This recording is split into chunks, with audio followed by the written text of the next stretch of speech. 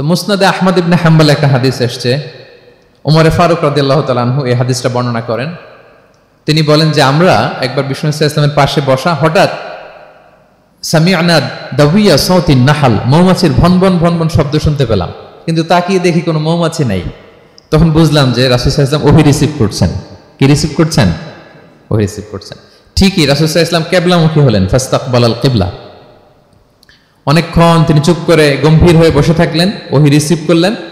এরপর সাহাবাদের দিকে তাকিয়ে উনি হেসে দিলেন, হেসে বললেন, এইমাত্র সূরাতুল মুমিনুনের প্রথম 10টা আয়াত আমার উপর নাজিল হয়েছে, এবং এই 10টা আয়াতে মুমিনদের 7টা বিশেষ বৈশিষ্ট্যের কথা বলা হয়েছে। মান আকামা হুন্না দাখালাল জান্নাহ, যেই 7টা বৈশিষ্ট্য নিজের মধ্যে ধারণ করবে সে আল্লাহর জান্নাতের ওয়ারিস হয়ে যাবে। এবং এই আয়াতগুলো বলে আল্লাহ তাআলা সবশেষে এমনটাই বলেছেন যে উলাইকা হুমুল ওয়ারিসুন আল্লাযীনা ইয়ারিসুনাল ফিরদাউসা হুম ফিহা খালিদুন। যারা এই 7টা বৈশিষ্ট্য নিজের মধ্যে ধারণ করবে তারা জান্নাতুল ফিরদাউসের ওয়ারিস হয়ে যাবে, উত্তরাধিকার হয়ে যাবে। ওয়ারিস বুঝেন তো না? ওয়ারিস, ওয়ারিস মানে হচ্ছে আপনি বাবার কাছ থেকে ইনহেরিটেন্স হিসেবে যেটা পেলেন। বাংলাদেশে দেখবেন যে অনেক জমি জমার মধ্যে প্লটের মধ্যে সাইনবোর্ড দেয়া থাকে যে ক্রয় সূত্রে এই জমির মালিক অমুক, বায়না সূত্রে এই জমির মালিক অমুক, তারপর ওয়ারিস সূত্রে এই জমির মালিক আব্দুর রহমান লেখা থাকে না এরকম। ওয়ারিস সূত্রে মানে এটা উনি কিনে নাই, এটা ওনার কার কাছ থেকে? বাবার কাছ থেকে পেয়েছেন, উত্তরাধিকার সূত্রে পেয়েছেন। তো দেখেন আল্লাহ তাআলা এই শব্দটাই, লিটারালি এই শব্দটাই ব্যবহার করেছেন যে আল্লাযীনা ইয়ারিসুনাল ফিরদাউসা হুম ফিহা খালিদুন। বিশ্বাসীরা যদি এই 7টা গুণ নিজের মধ্যে ধারণ করে তাহলে বাবার সম্পদে সন্তানের যেমনি ভাগ থাকে সে ওয়ারিস হয়, আমার এই উম্মতেরা, আল্লাহর এই বান্দারা জান্নাতুল ফিরদাউসের ওয়ারিস হয়ে যাবে। আম্মাজান আয়েশা রাদিয়াল্লাহু তাআলা আনহাকে সাহাবারা জিজ্ঞেস করতেন যে আম্মাজান কাইফা কানা খুলুকু রাসূলিল্লাহ, আল্লাহ রাসূল সাল্লাল্লাহু আলাইহি ওয়াসাল্লামের আচরণ কেমন ছিল? তিনি বলতেন কানা খুলুকুহু আল কুরআন, রাসূল সাল্লাল্লাহু আলাইহি ওয়াসাল্লামের আচরণ ছিল কোরআনের মতো আচরণ। উম্মে সালামা রাদিয়াল্লাহু তাআলা আনহা আমাদের আরেক আম্মাজান, ওনাকে জিজ্ঞেস করা হলে উনি বলতেন রাসূল সাল্লাল্লাহু আলাইহি ওয়াসাল্লাম যখন রাস্তা দিয়ে হেঁটে যেতেন কাআন্নাল কুরআনা ইয়ামশি আলাল আরদ, মনে হতো লিভিং কোরআনটা রাস্তা দিয়ে হেঁটে যাচ্ছে। তো সাহাবারা যখন আরো ইন ডিটেইল জানতে চাইলেন তখন আম্মাজান আয়েশা বললেন তোমরা সূরা মুমিনুনের প্রথম 10 আয়াত পড়ো, এই 10 আয়াতে যা যা আল্লাহ বলেছেন এটাই ছিল খুলুকু রাসূলিল্লাহ, এটাই ছিল বিশ্বনবীর আচরণ। তো আসুন আমরা দেখি রাসূল সাল্লাল্লাহু আলাইহি ওয়াসাল্লামের আচরণ কেমন ছিল এবং কোন বৈশিষ্ট্যগুলো থাকলে আল্লাহ তাআলা আমাদেরকে জান্নাত দিয়ে ধন্য করবেন। সূরাতুল মুমিনুনটা আল্লাহ তাআলা শুরু করছেন ক্বাদ আফলাহাল মুমিনুন আল্লাযীনা হুম ফি সালাতিহিম খাশিউন, অর্থাৎ সফল হয়েছে তারা, ঈমান এনেছে যারা। প্রথম আয়াতের অর্থ হচ্ছে ক্বাদ আফলাহাল মুমিনুন, বিশ্বাসীরাই সফল হয়েছে। আল্লাহ তাআলা সফলতার মানদণ্ড এখানে ফিক্স করেছেন, ক্রাইটেরিয়া ফিক্স করেছেন ঈমান, বিশ্বাস, যেটা সবচাইতে দামি। সবচাইতে দামি কি? ঈমান, সবার উপরে ঈমান। এজন্য যারা ঈমান এনেছে আল্লাহর উপর, যারা বিশ্বাস স্থাপন করেছে তারাই সফল হয়েছে। তো এই বিশ্বাসীদের কিছু গুণাবলী থাকতে হবে, কিছু ফিচার থাকতে হবে, তবেই তারা জান্নাতের ওয়ারিস হবে। সেগুলো কি আল্লাহ শুরু করছেন। আল্লাহ বললেন প্রথম বৈশিষ্ট্য হচ্ছে আল্লাযীনা হুম ফি সালাতিহিম খাশিউন। 7টা বৈশিষ্ট্যের প্রথমটা বলতেছি, যারা সফল হয়েছে বিশ্বাসীরা, ওই বিশ্বাসীরা যারা তাদের সালাতে বিনয়াবনত থাকে, বিনম্র থাকে। সালাত যখন আদায় করে তারা খুশু খুদুর সাথে সালাত আদায় করে, এটা হচ্ছে প্রথম বৈশিষ্ট্য, বিনয়ের সাথে। খুশু খুদু মানে হচ্ছে অন্তরের একাগ্রতা এবং অঙ্গ প্রত্যঙ্গের একাগ্রতা। খুব সহজে আপনার অন্তরটাও থাকবে, এখানে আল্লাহর ভয় থাকবে, একাগ্র চিত্তে আপনি আল্লাহকে স্মরণ করবেন, আবার অঙ্গ প্রত্যঙ্গগুলোও ঠিক থাকবে, এগুলো নড়াচড়া করবে না। আমরা অনেকে সালাতে দাঁড়ালে খুব বেশি নড়াচড়া করি, সালাতে কিন্তু খুব বেশি মুভমেন্ট করা যায় না, এটা নিষেধ। খুব জরুরি প্রয়োজন ছাড়া মুভমেন্ট করা নিষেধ। আল্লাহ বলেন আল্লাযীনা হুম ফি সালাতিহিম খাশিউন, প্রথম বৈশিষ্ট্য হচ্ছে যারা তাদের সালাতে বিনয়াবনত থাকবে, একাগ্র চিত্তে সালাত আদায় করবে। এতটা একাগ্র চিত্তে তারা অন্তরের মধ্যে এই উপলব্ধি ধারণ করবে যে আমি যে ইবাদত করছি এটা আল্লাহ দেখছেন, Allah is watching me, Allah is observing me, Allah তাআলা সরাসরি দেখছেন। এবং রাসূল সাল্লাল্লাহু আলাইহি ওয়াসাল্লাম এটাই বলেছেন যে আনতা আবুদাল্লাহা কাআন্নাকা তারাহু ফাইন লাম তাকুন তারাহু ফাইন্নাহু ইয়ারাক, এমন ভাবে ইবাদত করো মনে করো যে তুমি আল্লাহকে দেখছো। আর এটা যদি ভাবতে, এই উপলব্ধি আনতে যদি কষ্ট হয় তাহলে অন্তত এতটুকু তো ভাবো যে আল্লাহ তোমায় দেখছেন, আল্লাহ আমাকে দেখছেন। এই ভাবনাটা অন্তরে আনা যায় না? চাইলেই আনা যায়। আমরা যেন এই উপলব্ধিটা নিজেদের মধ্যে রিয়েলাইজেশনটা বিল্ড আপ করার চেষ্টা করি যে আমি যে মুসল্লায় দাঁড়ালাম, এই যে আমি কিয়ামুল লাইল করতেছি, এই যে তারাবিতে আমি 20 রাকাত পড়তেছি লম্বা সময় ধরে, আল্লাহ কিন্তু দেখছেন। আমার সিজদা, আমার রুকু, এগুলো আল্লাহ তাআলা সরাসরি কি করছেন? দেখছেন। এই ফিল নিয়ে যদি আপনি সালাতে দাঁড়ান, এটা হচ্ছে খুশু খুদু। সাহাবারা এতটা বিনয়াবনত ভাবে একাগ্র চিত্তে নিমগ্ন হয়ে সালাতে প্রবেশ করতেন, মরুভূমির মাঝখানে ওনারা সালাত পড়ার সময় মাঝে মাঝে মরুভূমির পাখি এসে ওনাদের কাঁধে বসে যেত, মাথায় বসে যেত। পাখিগুলো মনে করতো এগুলো হয়তো খেজুর গাছ টাছ কিছু একটা হবে। কি হবে? খেজুর গাছ হয়তো হবে। আবার যখন রুকুতে যেতেন পাখি উড়াল দিত। তার মানে কি, খুব বিনয়াবনত ভাবে বিনম্র চিত্তে ওনারা সালাত পার করতেন। তাহলে এটা হচ্ছে প্রথম বৈশিষ্ট্য। প্রিয় ভাইরা, আমরা যেন সালাতে অত্যন্ত বিনয়ের সাথে একাগ্র চিত্তে, with full of solemnity and submission, একটা সাবমিসিভ ভাব যেন আপনার থাকে, যে আপনি নিজেকে সর্বোচ্চ উজাড় করে নিজেকে আল্লাহর কাছে পেশ করছেন। এই অ্যাটিটিউডটা যেন আমাদের নামাজের মধ্যে থাকে। এটা হচ্ছে 1 নম্বর বৈশিষ্ট্য, আল্লাযীনা হুম ফি সালাতিহিম খাশিউন, যারা বিনয়াবনত ভাবে থাকে। অনেকে বলে, হুজুর মন বসে না নামাজে আমার। এটা অনেকের প্রশ্ন, অনেকের জিজ্ঞাসা, যে মনটা ধরে রাখতে পারি না, নামাজে দাঁড়ালেই সারাদিন যেটা মনে হয় না ওইটা নামাজে মনে চলে আসে। এরকম হয় না? সারাদিন এটাকে কি যেন ভাবতেছিলাম মনে নাই, নামাজে দাঁড়ালেই মন চলে আসে। তারপরে মনকে আরবিতে বলে, অন্তরকে বলে কলব। কলব মানে যেটা খুব নড়াচড়া করে, মুভমেন্ট করে, ওইটাই কলব। মন দেখবেন এদিকে ছোটে ওদিকে ছোটে। ওই যে আমরা ছোটবেলায় একটা গান শুনতাম, গানটা হচ্ছে পাগল মন, মন কেন এত কথা বলে। মানে মন এদিকে ছোটে ওদিকে ছোটে, মনকে ধরে রাখা বড্ড জটিল, কষ্টকর। তো এটা স্বাভাবিক। অনেকেই বলে, হুজুর আমার মন থাকে না নামাজে, একাগ্র চিত্তে নামাজ তো আদায় করতে চাই কিন্তু মনটাকে ধরে রাখা যায় না।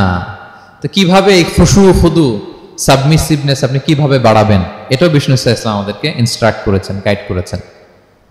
কিভাবে এই খুশুটা আসবে, অন্তরের মধ্যে একাগ্রতা আসবে। 1 নম্বর পদ্ধতি হচ্ছে খুশু খুদু বাড়ানোর। সালাতে যখন আপনি দাঁড়াবেন, বিষ্ণু বলেন সল্লু সলাতান মুআদ্দিয়া। বিষ্ণু বলেন, মনে করো যে নামাজটা পড়তেছো এটা হতে পারে তোমার বিদায়ী নামাজ, শেষ নামাজ জীবনের। হতে পারে না? ধরেন যে মাগরিবের সালাত যে আমরা আজকে পড়বো, এমন তো হতে পারে এটাই আমাদের জীবনের শেষ নামাজ। কি বলেন? হতে পারে কি না? পারে। আমরা কে কখন চলে যাব আমাদের তো জানা নাই। তো এই যে মুসল্লায় যখন আমরা দাঁড়াই, তখন কেন আমরা এটা ভাবি না যে it could be the last and final prayer in my life? হতে পারে এটাই আমার জীবনের শেষ নামাজ। এটা যদি আপনি ভাবতে পারেন, তখন দেখবেন ঠিকই আপনার একাগ্রতা, সাবমিসিভনেস এটা বাড়তেছে। আপনাকে যদি বলা হয় যে আজকে রাত 10টায় তোমার দুনিয়ার সফর শেষ, নতুন স্টেশনে যেতে হবে, আলামুল বারজাকে, তোমার শেষ, তোমার মৃত্যু হয়ে যাবে। আজকে যে মাগরিব আর এই যে এশা আর যে তারাবির সালাত, এটাই তোমার লাস্ট নামাজ, যাও এটাই তোমার লাস্ট চান্স। এটা যদি আজকে আমরা জানি, এই হলরুমে যারা আছি, যদি এটা জেনে যায় যে আজকের তারাবিটাই শেষ তারাবি, শেষ সুযোগ, বলেন তো আমাদের অবস্থা কি হবে? প্রতিদিন ধরেন যে মাগরিবের নামাজের পরে একটু নিউজ দেখেন, একটু ফেসবুকে ঢুকেন, আজকেও তো ঢুকবেন তাই না? ঢুকবেন। কি করবেন আজকে? আল্লাহ, সব বাদ দিয়ে অজু করে আতর মেখে জায়নামাজটা ভিজিয়ে দীর্ঘ কিয়ামুল লাইল করবেন। সিজদায় পড়ে চোখের পানি দিয়ে জায়নামাজ ভিজিয়ে দেবো আমরা, ঠিক কিনা? কারণ আমি নিশ্চিত হতে পেরেছি এটাই আমার শেষ নামাজ। তো এটা তো প্রত্যেক সালাতের ক্ষেত্রেই আমাদের প্রযোজ্য। আসলে আমরা যে নামাজ পড়ি, যে কোনো নামাজই তো আমার শেষ চান্স হতে পারে। কি বলেন? হতে পারে কি পারে না? বলেন তো। পারে। এই টেকনিকটাই রাসূল সাল্লাল্লাহু আলাইহি ওয়াসাল্লাম শিখিয়েছেন, বলেছেন সল্লু সালাতান মুআদ্দিয়া। মনে করো এটাই হতে পারে তোমার জীবনের শেষ নামাজ। আমাদের ইউনিভার্সিটিতে ইমাম বেসার, যিনি চিফ ইমাম, উনি নামাজের আগে একটা চমৎকার অ্যানাউন্সমেন্ট দেয়। উনি বলে যে লেটস পারফর্ম দিস সালাহ as if this is our last and final prayer. চলুন এমন ভাবে নামাজটা পড়ি, ভাবি যে হতে পারে এটাই আমার জীবনের শেষ নামাজ। তাহলে সম্মানিত, শুধু এই ভাবনাটা নিয়ে যদি আমরা মুসল্লায় দাঁড়াই, দেখবেন যে ওই দিন আপনার মনে দিক সেদিক যাবে না, একটা ভয় কাজ করবে যে হায় রে, হতে পারে এটাই আমার লাস্ট চান্স, আর আমার রবকে সিজদা দেওয়ার সুযোগ হয়তো আমি আর পাবো না। তাহলে এখন থেকে আমরা সালাতে যখন দাঁড়াবো এটা ভাববো যে this could be my last chance in my life. হতে পারে এটাই শেষ চান্স, আমি একাগ্র চিত্তে আমার সালাতটাকে আল্লাহর কাছে উপস্থাপন করি। কি বলেন, পারা যাবে তো ইনশাআল্লাহ? খুশু খুদু বাড়ানোর 1 নম্বর টিপস। খুশু খুদু বাড়ানোর 2 নম্বর টিপস হচ্ছে তাড়াহুড়ো না করা। আমরা অনেকে তাড়াহুড়ো করি, রুকু থেকে হুট করে দাঁড়িয়ে যাই, তারপরে সোজা হয়ে দাঁড়িয়ে না থেকে তাড়াতাড়ি সিজদায় চলে যাই। 2 সিজদার মাঝখানে ধীরস্থির ভাবে বসার কথা, আমরা না বসেই দ্বিতীয় সিজদায় চলে যাই। এই প্রবণতা আমাদের অনেকের আছে না? এটা কিন্তু নিষেধ। তা'দীলুল আরকান, বাকি সব মাযহাবে এটা ফরজ। আপনি তাড়াহুড়ো করলে আপনার নামাজই হবে না। আর আমাদের মাযহাবে, হানাফি মাযহাবে এটা ওয়াজিব। ওয়াজিব তরক করলে সাউ সিজদা দিতে হয়। দুই সেজদার মাঝখানে আপনি সুস্থির হয়ে বসবেন। অনেকে দেখা যায় একটা সেজদা দিয়ে মাথা কোনো রকম উঠিয়েই আরেক সেজদায় বসেও নাই ঠিক মতো আরামসে, এরকম আছে না? এটা যদি কেউ করে আমাদের মাযহাব অনুযায়ী তার সাউ সিজদা দিতে হবে। তাহলে এরকম তাড়াহুড়ো করা যাবে? আর এখন থেকে তো কি করবেন বলেন? ধীরস্থির ভাবে নামাজ পড়বো। No rushing, no rushing in সালাহ, নো হ্যাস্টিনেস ইন সালাহ। নামাজে রাশ করা যাবে না, রিল্যাক্সের সাথে আমরা নামাজ পড়বো, ধীরস্থির ভাবে নামাজ পড়বো। রুকু সিজদাগুলো খুব চমৎকার ভাবে আদায় করব। রাসূল সাল্লাল্লাহু আলাইহি ওয়াসাল্লামের রুকু যে দিতেন, ওনার পিঠটা এত স্ট্রেট ফরওয়ার্ড হতো, সাহাবারা বলতেন লাউ ইস্তাকাররা আলাইহিল মা লাসাব্বা আলাইহিল মা আলাস্তাকাররা। পানি ভর্তি এক গ্লাস পানি যদি রাসূল সাল্লাল্লাহু আলাইহি ওয়াসাল্লামের রুকু দেওয়া পিঠের উপর রেখে দেওয়া হয়, পানিটাও পড়বে না, গ্লাসটাও ভাঙবে না। তার মানে এত স্ট্রেট ফরওয়ার্ড পিঠ ছিল। আবার রাসূল সাল্লাল্লাহু আলাইহি ওয়াসাল্লাম বলতেন আসওয়াউন নাসি সারিকাতান মান ইয়াসরিকু ফিস সালাহ। তিনি বললেন সবচাইতে বড় চোর যে নামাজে চুরি করে। সাহাবারা বললেন ওয়া কাইফা ইয়াসরিকু মিন সালাতিহি ইয়া রাসূলুল্লাহ, নামাজে আবার কিভাবে চুরি করে? রাসূল সাল্লাল্লাহু আলাইহি ওয়াসাল্লাম বললেন লা ইউতিম্মু রুকুআহা ওয়া সুজুদাহা, রুকু সেজদাগুলো সুন্দর করে আদায় করে না, সেই নামাজ চোর। তা আমরা যেন রুকু সেজদাগুলোকে খুব সুন্দরভাবে ধীরস্থির ভাবে যেন আমরা আদায় করি, আমরা যেন তাড়াহুড়ো না করি। রাসূল সাল্লাল্লাহু আলাইহি ওয়াসাল্লাম একবার মসজিদে নববীতে বসা, এক সাহাবী এসে নামাজ পড়ে রাসূল সাল্লাল্লাহু আলাইহি ওয়াসাল্লামকে সালাম দিলেন। রাসূল সাল্লাল্লাহু আলাইহি ওয়াসাল্লামের সালামের উত্তর দিয়ে বলেন ইরজিআ ফাসাল্লি ফাইন্নাকা লাম তুসাল্লি, যাও তুমি আবার নামাজটা পড়ে আসো, তোমার নামাজ হয়নি। সাহাবী যে আবার নামাজ পড়ে আবার আসলেন, রাসূল সাল্লাল্লাহু আলাইহি ওয়াসাল্লাম আবার বললেন সাল্লি ফাইন্নাকা লাম তুসাল্লি, নামাজ পড়ে আসো, হয় নাই।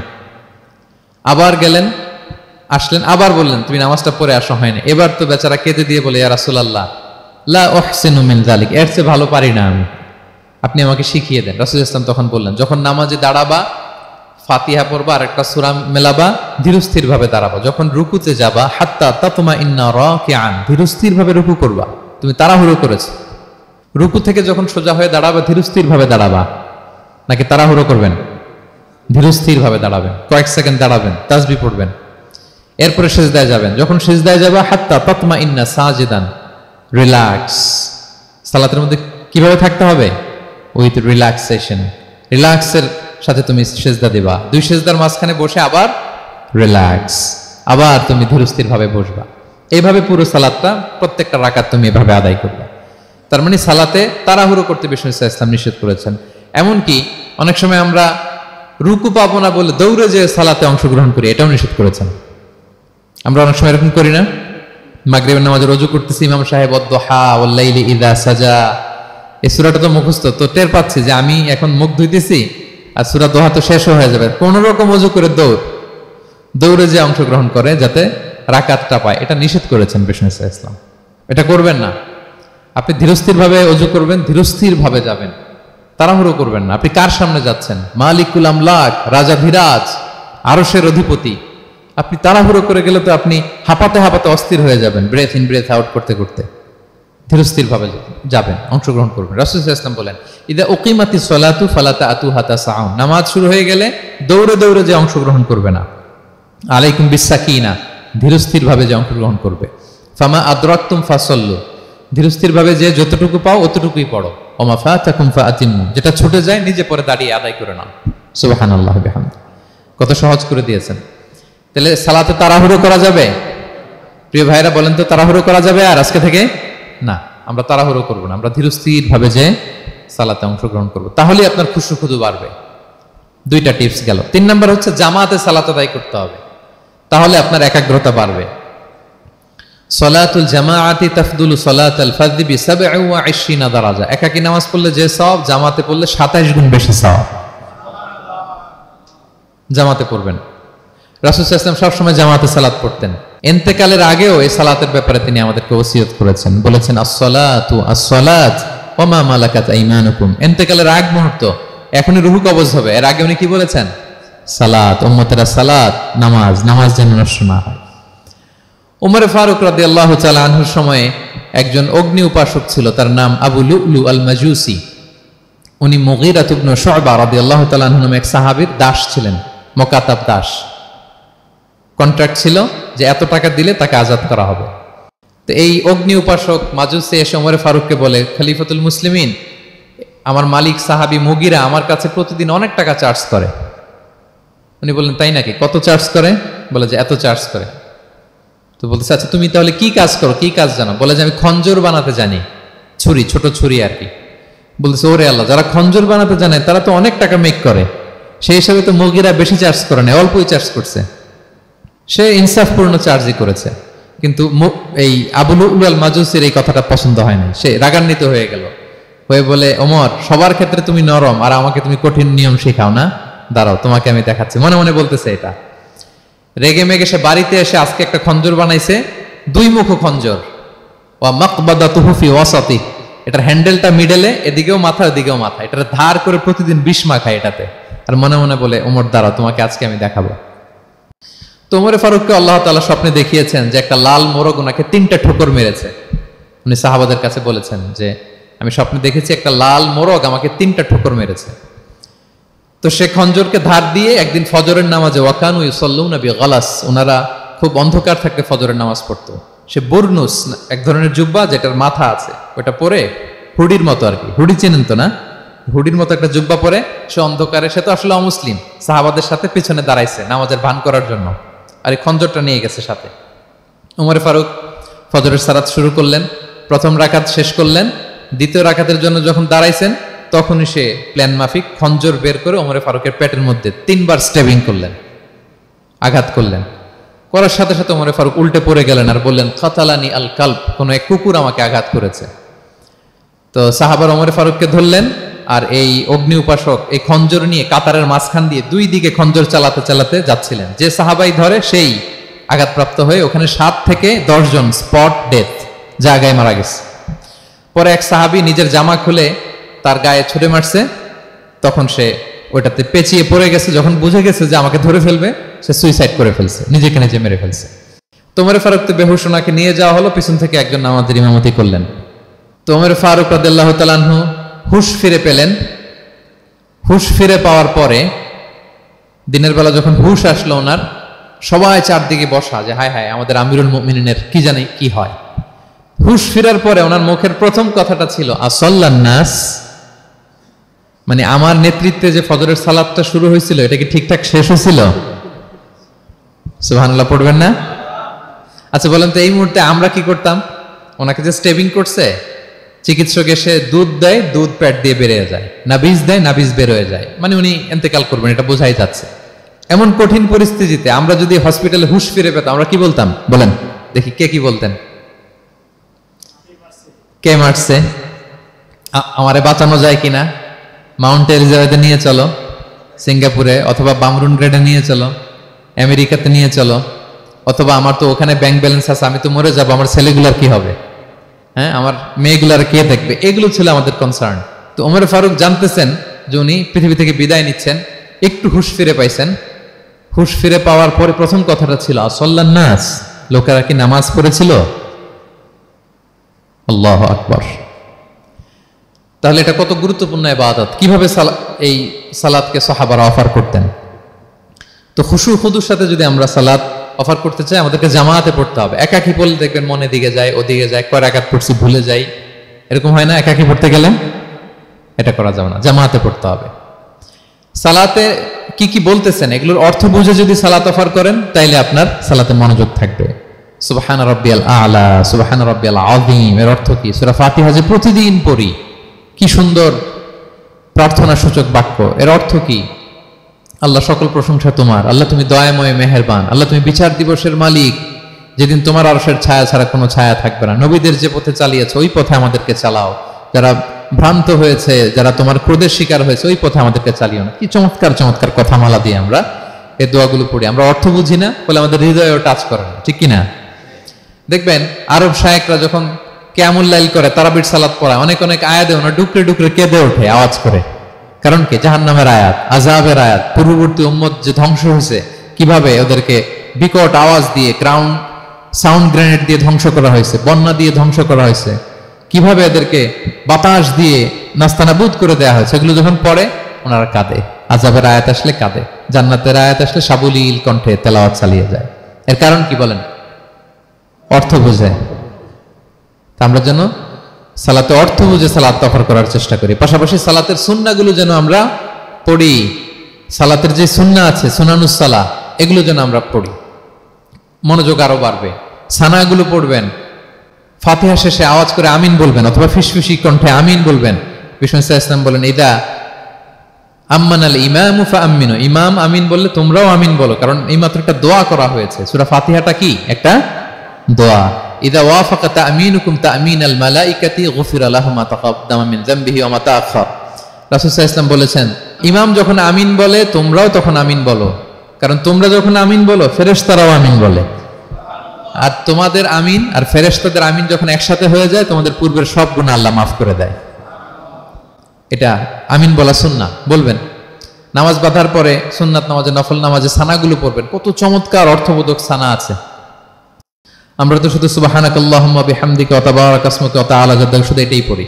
রাসূল সাল্লাল্লাহু আলাইহি ওয়াসাল্লাম তাকবীরে তাহরিমে বাঁধার পরে অনেক চমৎকার চমৎকার দোয়া পড়তেন। ইন্না সলাতি ওয়া নুসুকি ওয়া মাহইয়ায়া ওয়া মামাতি লিল্লাহি রাব্বিল আলামিন। আমার সালাত, আমার ইবাদত, আমার জীবন মরণ সবটাই কার জন্য? এই দোয়াটা পড়তেন শুরুতেই। তারপর পড়তেন ওয়াজ্জাহতু ওয়াজহিয়া লিল্লাযী ফাতারাস সামাওয়াতি ওয়াল আরদা হানিফা ওয়া মা আনা মিনাল মুশরিকিন। আমার সবকিছুকে আমি এক সত্তার দিকে ফেরালাম একনিষ্ঠ হয়ে, আর আমি মুশরিক নই, আমি আল্লাহর দিকে একনিষ্ঠ হলাম। এই দোয়াগুলো পড়তেন।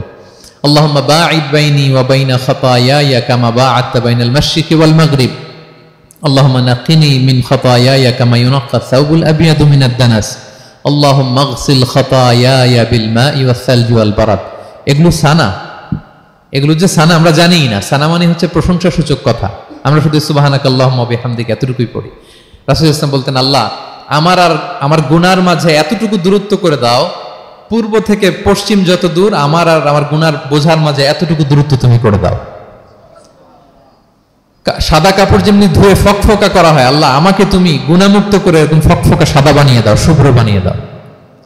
আল্লাহ আমাকে তুমি বরফ দিয়ে, ঠান্ডা পানি দিয়ে, তুষারপাত দিয়ে ধুয়ে আমার গুনাহগুলো তুমি পরিষ্কার করে আমাকে তুমি নিষ্পাপ করে দাও।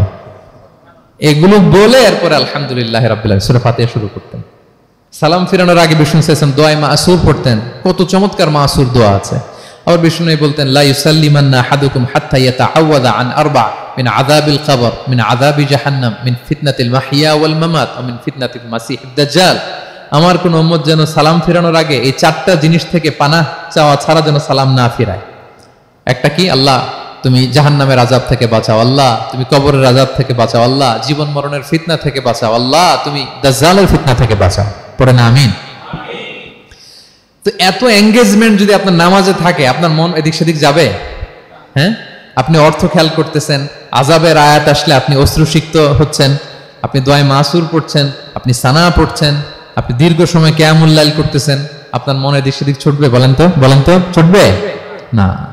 এই টিপস গুলো বিষ্ণু সাল্লাল্লাহু আলাইহি ওয়াসাল্লাম শিখিয়েছেন। এগুলো যদি আমরা পালন করি, তাহলে আল্লাযীনা হুম ফি সালাতিহিম খাশিউন, বিনম্র চিত্তে সালাত আদায়কারী হিসেবে আমরা আল্লাহর কাছে পরিগণিত হব। তাহলে প্রথম নাম্বার শর্তটা বুঝতে পারছেন কিভাবে সালাত আদায় করতে হবে? হ্যাঁ বলেন তো একজন, কি করতে হবে? কিভাবে সালাত? খুশুর সাথে, বিনয়াবনত চিত্তে, সাবমিসিভ ভাবে, নাকি তাড়াহুড়ো করবেন? কিভাবে পড়বেন নামাজ? ধীরে সুস্থে, উইথ রিল্যাক্স। 2 নম্বর আল্লাহ বলেন ওয়াল্লাযীনা হুম আনিল লাগবি মুরিদুন। 1 নম্বরে তো তারা নামাজে যখন দাঁড়ায় ধীর স্থির ভাবে খুশুর সাথে পড়ে। 2 নম্বর হচ্ছে তারা অনর্থক কাজ থেকে বিরত থাকে। অনর্থক কথা, কাজ এগুলো মুমিনরা বলে না, এগুলো তো জড়ায় না। মিনিংলেস কোনো কাজের সাথে বিশ্বাসীদের কোনো সম্পর্ক, অর্থবোধক কাজ, ভালো কাজ, কল্যাণমূলক কাজ, সামাজিক কাজ, মানবতার কল্যাণে যে কাজগুলো আছে এগুলোর সাথে তারা জড়ায়। বিষ্ণু ইসলাম বলেছেন, মিন হুসনি ইসলামিল মারই তারকুহু মা লা ইয়ানি। ব্যক্তির ইসলামের সৌন্দর্য হচ্ছে যে ব্যক্তি এমন কোনো কাজ করবে না যেটার কোনো মিনিং নাই, মিনিংলেস কাজ থেকে সে বেঁচে থাকবে। মুহাদ্দিসিনে ইকরাম এই হাদিসটাকে বলে রুবউদ্দিন, মানে দিন ইসলামকে যদি 4 ভাগ করেন, এই 4 ভাগের 1 ভাগের কথা এই হাদিসের মধ্যে চলে আসছে। সেটা কি? যে বিশ্বাসীরা কোনো অনর্থক কাজে জড়ায় না নিজেদেরকে। অনর্থক কাজ, কথাবার্তা, অপ্রয়োজনীয় আড্ডা, অপ্রয়োজনীয় খুশগল্প, অন্যকে নিয়ে সমালোচনা, অন্যের গীবত, শেকায়াত, ওর এই সমস্যা, চায়ের আড্ডাতে আমরা এরকম সমালোচনার ঝড় তুলি, ঠিক কিনা বলেন? ঠিক কিনা? এটা করা যাবে না। আপনি জান্নাতেরও ওয়ারিস হবেন, আবার চা মুখে নিয়ে আপনি শিকায়াত করবেন, গীবত করবেন, দুইটা একসাথে যাবে না। তাহলে বিশ্বাসীরা কোনো অনর্থক কাজে জড়ায় না, মিনিংলেস কাজে জড়ায় না, তারা ভালো কাজে, কল্যাণের কাজে জড়ায়। মিনিংলেস কোনো কথাও বলে না, কারণ তারা জানে মা ইয়ালফিযু মিন কাউলিন ইল্লা লাদাইহি রাকীবুন আতীদ। আমরা যা বলি, মুখ নিঃসৃত যা বের হয়, এটাকে লিখে রাখার জন্য একদল ফেরেশতা আছে, রাকীব পর্যবেক্ষণকারী, আতীদ একেবারে প্রহরীর মতো আছে। বললেই টুকে নেয়, বললেই টুকে নেয় সব। সূরা ইয়াসিন আল্লাহ বলেন ওয়া কুল্লা শাইইন আহসাইনাহু ফি ইমামিন মুবিন। আমি ইমামুম মুবিন নামক এক দালিলি রেজিস্ট্রি খাতায় সবকিছু তুলে রাখছি, সব পাই টু পাই আপনি পাবেন, আপনি অবাক হবেন। মা লি হাযাল কিতাবি লা ইউগাদিরু সাগীরাতান ওয়ালা কাবীরাতান ইল্লা আহসাহা। এটা কেমন আমলনামা, ছোট্ট ভালো কাজ করেছে ওইটাও আছে, ছোট্ট খারাপ করেছে ওইটাও আছে, অবাক হবেন আপনি, সব আল্লাহ তাআলা সেখানে তুলে রাখবেন। তো বিশ্বাসীরা কোনো অনর্থক কথা কাজের সাথে জড়ায় না, এজন্য কারণ তারা জানে এগুলো সব রেকর্ডেড, সব রেকর্ডেড। আপনার কোনো কাজ যদি রেকর্ড করা হয় এবং বলা হয় যে এটা গণমানুষের কাছে উপস্থাপন করা হবে, আপনি কি করবেন তখন বলেন তো? খুব সতর্ক হয়ে চলবেন, সতর্ক হয়ে বলবেন। হ্যাঁ, এই যে আমরা যে এই ক্যামেরা থাকলে যেভাবে কথা বলি, সবসময় কি এইভাবে বলি না? আমরা যখন নিজেদের ঘরোয়া আড্ডায় বসে আমরা কত কথা বলে ফেলি, ইনফরমাল অনেক কথা বলি, যেগুলো ক্যামেরা থাকলে বলি না, কারণ এটা ফরমাল, এটা কোটি মানুষের কাছে যাবে, সবাই শুনবে, সবাই জানবে, এজন্য আমরা সাবধান হয়ে কথা বলি। কি বলেন? তো এই যে এই ক্যামেরা কিন্তু অদৃশ্য ক্যামেরা চারদিকে আমাদের, ইমামুম মুবিন নামক অদৃশ্য ক্যামেরা দিয়ে সব রেকর্ড করা হচ্ছে। রেকর্ড করে দিচ্ছেন কে? পাই টু পাই হিসাব চাওয়া হবে। আল্লাহর সুপ্রিম কোর্টের কাঠগড়ায় সব হিসাব চাইবেন আল্লাহ তাআলা, আপনি যে দেখবেন। তো বিশ্বাসীরা এই সেন্সটা মাথায় রাখে, সব যেহেতু রেকর্ডেড, যা মনে চায় মুখ দিয়ে বলা যাবে, যা মনে চায় করা যাবে না। এজন্য অহেতুক কথাবার্তা, অহেতুক সমালোচনা, অহেতুক গসিপিং, অহেতুক কমেন্টস এগুলো করব না।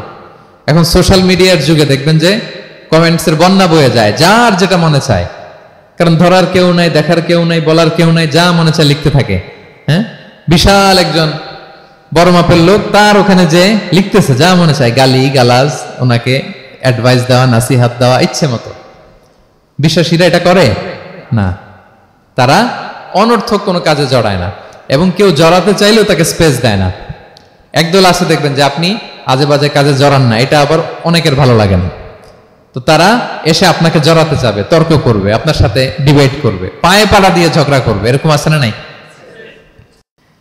আপনার কমেন্ট বক্সে এসে দেখবেন যে গালি দিবে, হ্যাঁ, ট্যাগিং করবে, পোক করবে, মানে আপনাকে অস্থির বানাতে চাইবে। আপনি কি করবেন? আপনিও আরেকটা গালি দিয়ে দিবেন কমেন্টসে, আপনারও তো স্বাধীনতা আছে নাকি? আপনি দিবেন গালি, কি করবেন? সালাম দিবেন। কি দিবেন? ওয়া ইযা খাতাবাহুমুল জাহিলুনা ক্বালু সালামা। সূরা ফুরকানে আল্লাহ বলেছেন যে মূর্খরা যখন অনর্থক তর্ক করতে আসতে চায়, বিশ্বাসীরা তাদের সাথে ওই ফাঁদে তারা পা দেয় না, তারা কি করে? সালাম দিয়ে কেটে পড়ে। তাহলে পায়ে পাড়া দিয়ে যদি কেউ এখন থেকে ঝগড়া করতে চায় আমাদের সাথে, আমরা কি করব? সালাম দিয়ে ওখান থেকে কেটে পড়ব। তাহলে বিশ্বাসীদের 2 নম্বর বৈশিষ্ট্য, ওয়াল্লাযীনা হুম আনিল লাগবি মুরিদুন, বিশ্বাসীরা অনর্থক কাজে জড়ায় না।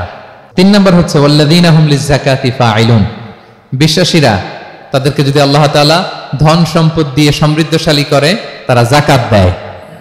কি দেয়? আপনারা যাকাত দেন তো নাকি? দেখে তো মনে হচ্ছে সবাই ব্যবসায়ী, হ্যাঁ, চেহারা দেখে মনে হচ্ছে মাশাআল্লাহ অনেক সম্পদের মালিক। যাকাত দিতে হবে। আমরা যে যাকাত দেই, এটাকে আমরা করুণা করি? বলেন তো না। যাকাত হচ্ছে গরিবের হক। ওয়াফি আমওয়ালিহিম হাক্কুন লিসাইলি ওয়াল মাহরুম, আল্লাহ বলে ধনীদের সম্পদে গরিবদের অধিকার আছে। তা আপনি যখন কারো অধিকার দিলেন, আপনি কি তার প্রতি করুণা করলেন? হ্যাঁ, অধিকার কি করুণা? বলেন তো না। আপনার সম্পদে গরিবের অধিকার, আপনি করুণা করেন নাই, বরং আপনার থেকে যাকাত নিয়ে ওই গরিব আপনাকে করুণা করে গেছে। কারণ যাকাত নেয়া তার জন্য আবশ্যক না, আপনার দেয়া আবশ্যক। ও যদি বলে আমি যাকাত নিব না, তো আপনি কারে দিবেন? ও যাকাত গ্রহণ করে আপনাকে বাঁচালো, তাহলে credit goes to them, thanks goes to them. Islam চায় এই যে অর্থনৈতিক তারল্য, এটা সমাজে সবার কাছে থাক, এক পাশে গাছতলা আরেক পাশে পাঁচতলা, এরকম বিভাজন ইসলাম চায় না। ইসলাম চায় সবার হাতে টাকা পয়সা থাক। কাইলা ইয়াকুনা দুলাতান বাইনাল আগনিয়াই মিনকুম, টাকা পয়সা যেন শুধু ধনীদের মধ্যে সার্কুলেট না হয়, সবার কাছে যেন যায়। এজন্য আল্লাহ বলেন তোমাদের সম্পদে গরিবের অধিকার আছে। এটা করুণা না, এটা অধিকার। আর যদি এই ফরজ ইবাদত আপনি আদায় না করেন, আল্লাহ বলেন কঠিন শাস্তি তোমাদের জন্য অপেক্ষা করছে। আল্লাযীনা ইয়াকনিজুনা আয-যাহাবা ওয়াল ফিদ্দাতা ওয়া লা ইউনফিকুনাহা ফি সাবিলিল্লাহ ফাবাশশিরহুম বিআযাবিন আলীম। স্বর্ণ জমায়, রূপা জমায়, ব্যাংক ব্যালেন্স, যাকাত দেয় না, তাদের জন্য কঠিন আযাব, কঠিন আযাবের সুসংবাদ দিয়েছেন আল্লাহ। দুঃসংবাদ না, সুসংবাদ, মানে হেয় করে তুচ্ছ করে আল্লাহ তাআলা বলেছেন।